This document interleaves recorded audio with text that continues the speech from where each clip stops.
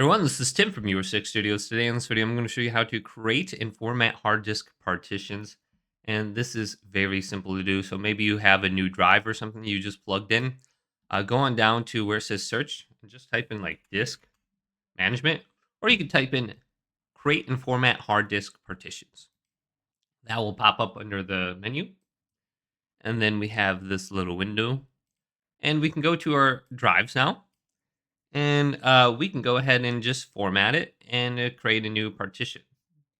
So you can completely delete everything off your drive very easily. If we right click on it, we can go to shrink the volume if we want to have two separate volumes on the same drive.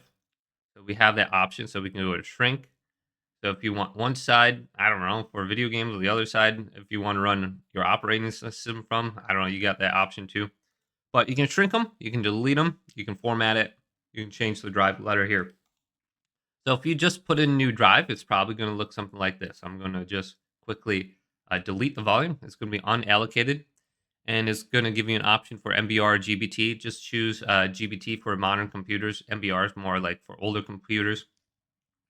Then we can right click it, go to new simple volume, go through this process, and just go to next, assign a letter. I'm going to go to the T drive for Tim, and then go to NTFS and go to next.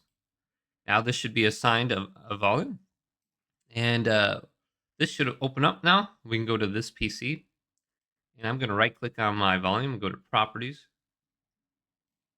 and then this is going to open up. I'm going to name this Tim drive or Timmy, and then go to OK. Go to continue. Now it should be named here and named in here. So very easy to format it too.